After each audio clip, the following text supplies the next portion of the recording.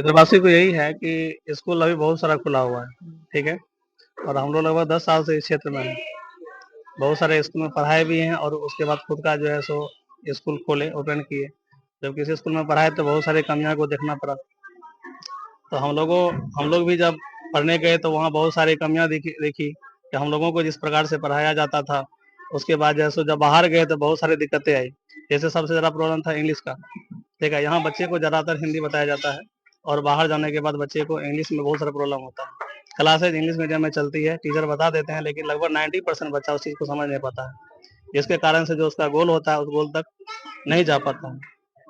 उस सारी कमियों को मैंने देखा और जब मैंने ये सोचा कि अगर मैं इन फ्यूचर टीचर बना तो सबसे पहले मैं इन्हीं प्रॉब्लम को दूर करूंगा, जिसकी बदौलत आज मैं जो मेरा 9th और 10th का कोचिंग चलता है, तो उसमें जो है सबसे पहले मैं बच्चे को अपने सब्जेक्ट में और साथ ही साथ और भी सब्जेक्ट में प्रयास करता हूँ कि इंग्लिश का ज्ञान साथ ही साथ होना चाहिए। हिंदी का तो होना चाहिए, लेकिन साथ ही साथ इंग्लिश का भी होना चाहिए। जैसे साइंस का सब्जेक्ट है, तो साइंस को जब तक हम इंग्लिश में भी नहीं जानेंगे, हिंदी भी नहीं जानेंगे, बच्चे अगर यहाँ हिंदी जानते हैं, बाहर जाके इंग्लिश पढ़ते हैं, तो बच्चे को पता नहीं, जबकि वो जान रहा है उसके बारे में, लेकिन कुछ प्रॉब्लम जो होता है उसको इंग्लिश के बारे में पता नहीं है, उस वर्ड के बारे में, तो उसको दिक्कतें होती है। उसके बाद मैंने जो इंग्लिश मीडियम स्कूल ओपन किया, तो उसके बाद मैंने सोचा कि एक बच्चे को जो गुणवत्तापूर्ण शिक्षा होना चाहिए, जो इंग्लिश का ज्ञान है, ठीक है ना, सारे सब्जेक्ट का ज्ञान है, क्योंकि ये अभी बच्चे का एकेडमिक होता है। और बच्चे अगर यहाँ से उसका बेस मजबूत होता है तो कल के डेट में वो बच्चा कहीं भी जाता है, वो बच्चा अच्छा करता है। और मेरे कोचिंग से एक गर्व की बात है कि हर एक बार बहुत अच्छा रिजल्ट आता है और मेरा बच्चा जो है 463 नंबर तक इस कोचिंग का नाम रोशन किया है बिहार बोर्ड में।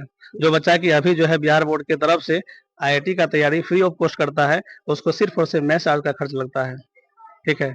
और लगातार ये रिजल्ट आते जाता है। इसका सबसे बड़ा रीजन है कि हमारे यहाँ एवरी सब्जेक्ट का इंडिविजुअल एक्सपीरियंसेबल और नॉलेजेबल टीचर है, ठीक है ना।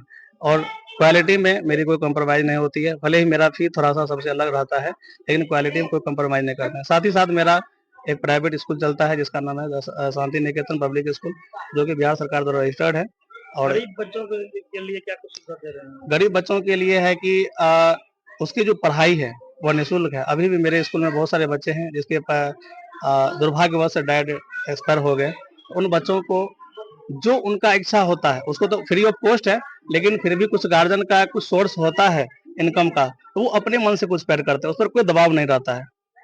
वो अपने मन से, जो बच्चे हॉस्टल में रहते हैं, हाँ, रेसिडेंस का सुविधा है, जो कि ये मेरा जो अभी कैंपस है, ये मेरा सिर्फ और सिर्फ डे स्कॉलर के लिए है, जो कि मेरा बगल में हॉस्टल स्पेशल है, यानी कि अब मेरा स्कूल और हॉस्टल दोनों सेपरेट हो गया है, जिससे बच्चों की पढ़ाई में जो परेशानी होती थी वो परेशानी अब दूर हो जाएगी।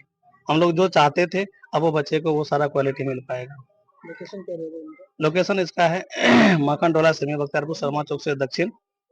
और कॉन्टैक्ट नंबर है 7903589678। और मेरा नाम आईडी सर हुआ, और लेकिन लोग जो इंदो सर के नाम से भी जानते हैं।